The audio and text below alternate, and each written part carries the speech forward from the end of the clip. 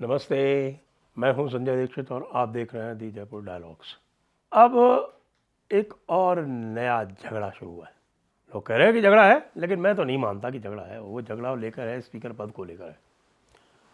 Speaker पद अत्यंत महत्वपूर्ण होता है, विशेषकर उस समय जब साझा सरकारें हों।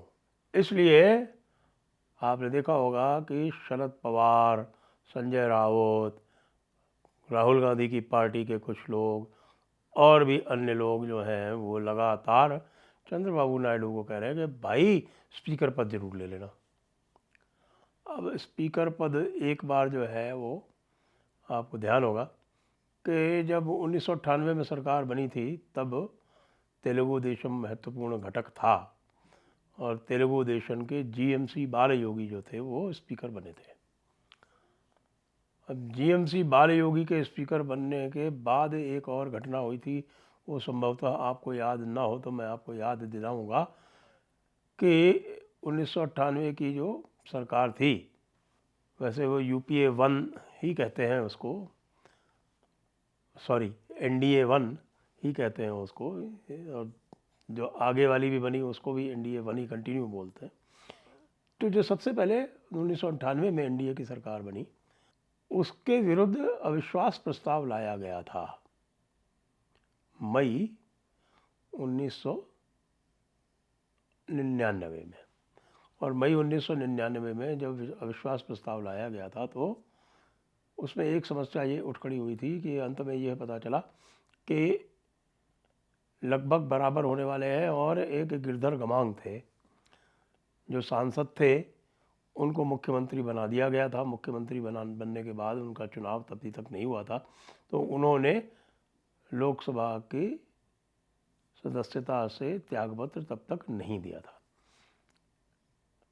इसके कारण टेक्निकली ये था कि हाँ साहब ये मत दे सकते हैं। जीएमसी बाल योगी स्पीकर के हाथ में उस समय पूरी तरह से यह बात थी कि उनको वो मत देने देते या ना देने देते। सरकार भी अटल जी की थी और अटल जी आप जानते हैं, अटल जी में वो रूथलेसनेस है ना, जिसको हम बोलते हैं कि वो एक दृढ़ प्रतिज्ञता बोल सकते हैं आप उसको एक निर्ममता बोल सकते हैं कि वो जो रूथलेसनेस जो थी ना, वो एक जो राजनीतिक निर्ममता होती वो नहीं थी। उस कारण जीएमसी बाल योगी जो है वो न्यूट्रल बने रहे और अटल जी से पूछा तो अटल जी ने कहा कि मैं ये बात गिरधर गमांग के विवेक पर छोड़ता हूँ। अब भाई इससे बड़ी मूर्खता तो क्या हो सकती है। अब अटल जी की हम बहुत आदर करते हैं, लेकिन इस मामले में उन्होंने बड़ी भारी मूर्खता की थी, जिसकी कि पूरे देश को और पूरे सनातन समाज को बहुत भारी कीमत चुकानी पड़ सकती थी। ये तो भाग्य कहें उनका कि 1999 में सरकार दोबारा आ गई। 182 सीटें लाई थी 1998 में और 1999 में भी 182 सीटें लाकर, और चंद्रबाबू नायडू जो थे वो लगभग मेरा ख्याल से 30 से अधिक या 34 या 35 सीटें लाए थे।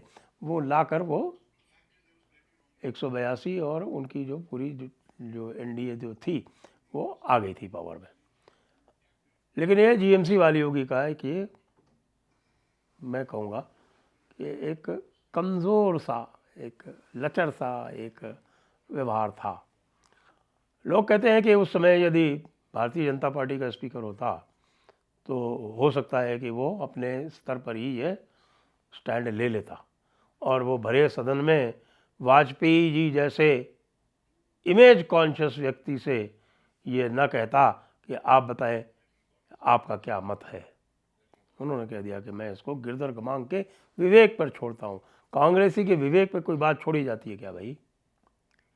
कांग्रेसी के विवेक पे कभी कोई बात नहीं छोड़ी जानी चाहिए। कांग्रेसी को यदि आप ये भी कह दोगे कि भाई ये तुम्हारा नहीं है लेकिन मैं फिर भी तुम्हारे विवेक पे छोड़ता हूँ, तो वो लपक के उसको ले जाएगा।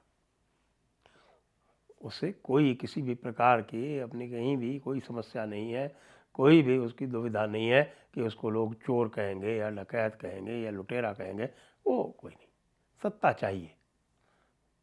साम दाम दंड भेद के अतिरिक्त दुष्टता से, नीचता से, किसी भी तरह से सत्ता चाहिए।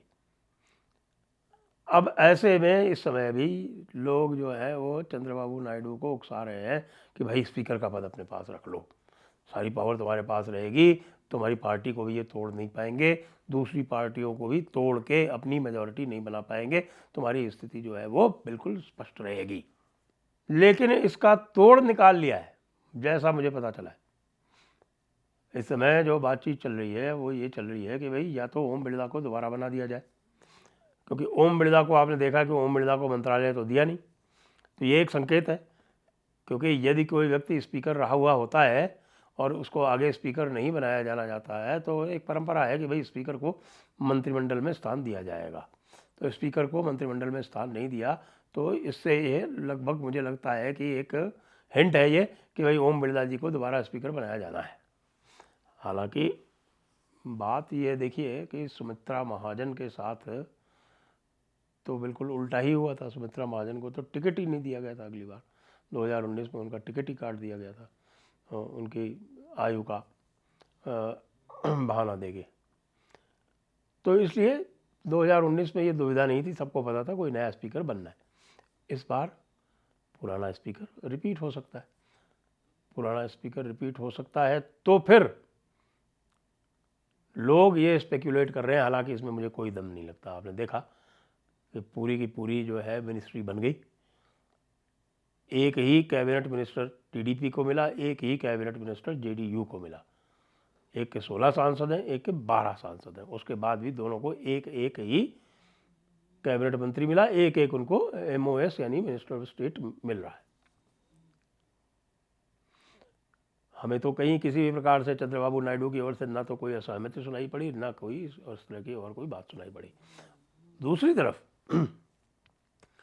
चंद्रबाबू नायडू की जो सरकार बन रही है उसमें मेरे विचार से 8 सदस्य, 10 सीटें लड़ी थी भारत भाजपा, 10 सीटों में से 8 सीटें जीती। 8 सदस्यों वाली भाजपा को वहाँ 2 मंत्री पद दिए जा रहे हैं, जिसमें संभवतः एक कैबिनेट रैंक है, और 21 सदस्यों वाली जनसेना को 4 मंत्री पद दिए जा रहे हैं, जिसमें 2 संभवतः कैबिनेट रैंक है।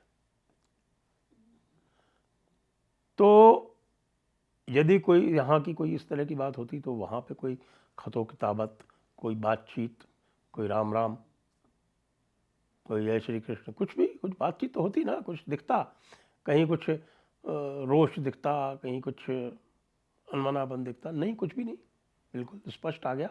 कल मंत्रिमंडल की शपथ भी तय होगी, मंत्रियों के नाम भी लगभग तय हैं, बताए जाते हैं, हालांकि अभी तक वो पब्लिक में नहीं आए। तो फिर दूसरी जो बात बताई जा रही है कि यदि मान लीजिए कोई खटास है भी तेलुगु देशम के मन में, लग नहीं रहा मुझे, लेकिन यदि है भी तो उसका भी इलाज निकाल लिया है। डी पुरंदेश्वरी जो एनटी रामाराव की बेटी हैं, एनटी रामाराव का बहुत बड़ा परिवार था और 8-10 बेटे बेटियां थे, उनमें से एक डी पुरंदेश्वरी हैं। डी पुरंदेश्वरी वैसे तो पहले कांग्रेस में रही हुई हैं, बाद में तेलुगु देशम में भी आ गई थी, फिर इधर आ गई थी। उन्होंने राजमंद्री से, उसका नाम बदल गया है, राजा महेंद्रवरम ये हो गया है, असली नाम उसका जो पुराना प्राचीन नाम था वो आ गया। तो राजमंद्री से उन्होंने चुनाव जीता है। भारतीय जनता पार्टी 6 सीटें लड़ी थी, 3 सीटें जीती, एक जो है वो बहुत कम अंतर से हार गई। तिरुपति की सीट भारतीय जनता पार्टी बहुत कम अंतर से हार गई। बाकी भारतीय जनता पार्टी ने अनकबल्ले और राजमंड्री और नरसापुरम ये 3 सीटें जीती। डी पुरंदेश्वरी को स्पीकर बनाया जा सकता है, ऐसी बातचीत चल रही है, और वो इसलिए कि डी पुरंदेश्वरी को स्पीकर बनाया जाएगा तो फिर चंद्रबाबू नायडू जो है वो किसी भी तरह का ऑब्जेक्शन भी नहीं कर पाएंगे। कैसे कर पाएंगे? यदि आंध्र प्रदेश का कोई व्यक्ति स्पीकर के लिए प्रपोज किया जाता है तो उनको तो समर्थन करना ही पड़ेगा। इसमें उनके पास कोई किसी भी तरह का कोई ऑप्शन, कोई किसी भी तरह की और कोई चॉइस बचेगी ही नहीं, ये तो उनको करना ही पड़ेगा। तो ये एक मास्टर स्ट्रोक की बात आ रही है कि भाई डी पुरंदेश्वरी को लोकसभा का अध्यक्ष बना दिया जाए, स्पीकर बना दिया जाए, जिससे आंध्र प्रदेश वाले भी प्रसन्न रहे, चंद्रबाबू नायडू भी ऊपर से सही लेकिन प्रसन्नता तो दिखाएंगे, और भारतीय जनता पार्टी का अपना स्पीकर भी हो जाएगा। तो ये आप हमें कमेंट करके बताएं नीचे कि भाई कौन लोकसभा अध्यक्ष बनेगा। लोकसभा अध्यक्ष के अतिरिक्त एक भारतीय जनता पार्टी के अध्यक्ष का पद भी खाली हुआ है, तो वो आप उससे भी हमें नीचे कमेंट करके बताएं कि आपके विचार में कौन लोकसभा अध्यक्ष और कौन भारतीय जनता पार्टी का अध्यक्ष बनने वाला है, या आप सोचते हैं किसे बनना चाहिए। ये एक हम पब्लिक रेफरेंडम करा लेते हैं और उससे हम जो भी निर्णय आएगा वो हम आगे भी बता देंगे सभी को, जिससे स्पष्ट रहे। तो आज बस इतना ही। जय हिंद, जय भारत, वंदे मातरम।